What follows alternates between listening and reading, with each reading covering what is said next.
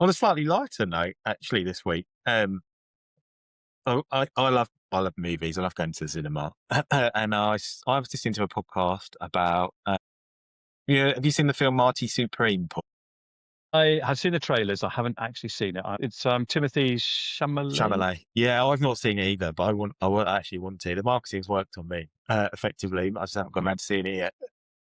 But I didn't realize actually how creative that they've had to be to promote that film. I mean, they've got quite a decent budget, and they've got it's produced by A24, which is like an independent kind of filmmaker. It's been around for a few years. I think it's now their highest grossing film that they've had, but they've had to be, well, they've been really creative with how they did their marketing. So they've come out of all this kind of viral led marketing through Timothee Chamolet, the lead actor. I think they did like a mock Zoom call from Office style where he was coming up with these ideas for marketing. Yes, yes, I saw that.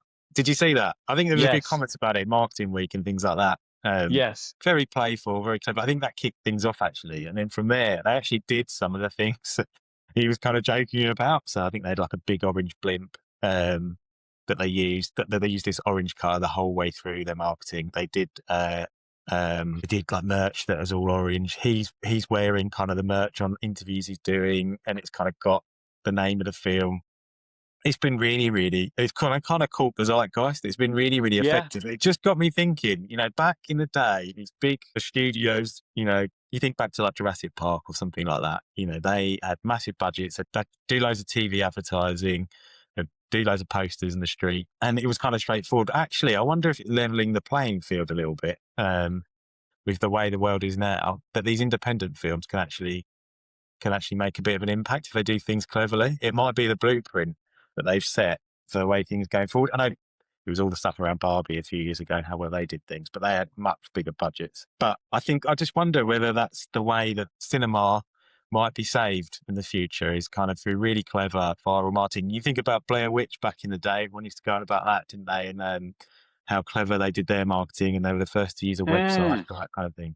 So yeah, I just wanted to comment on that and actually think, actually, this could be something we see a bit yes. more of. I wonder about that. I do remember listening to someone several years ago, and they were talking about viral marketing, and they said, look, at the end of the day, the brands with the biggest budgets, their content will go viral more often than the brands without the budget. So Yeah. Interested. Yeah. so the Yeah. suggestion there was that you can kickstart the viral thing. But I wonder if that's still true.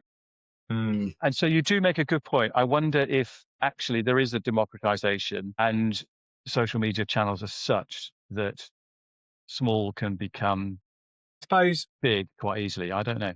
I suppose, I suppose you're right. Like, they did have a budget. They still had millions and millions of pounds right in the bank to spend, and they had a really good lead star who was willing to get involved and kind Mm. of do this stuff. That won't be the case with every film, right? But and he's got a lot of traction and is well known, right?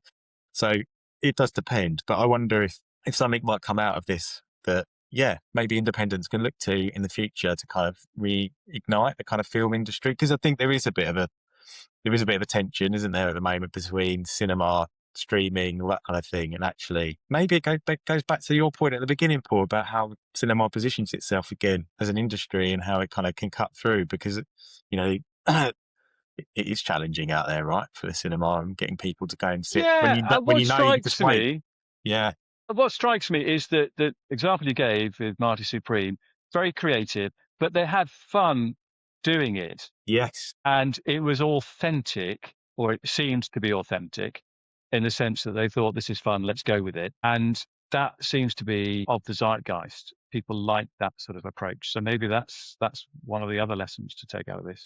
he's sort of self-mocking as well, isn't he? Yeah. The off the Zoom. So yeah, there's a bit of that, isn't there? But yeah, it's interesting. Just thought it was interesting.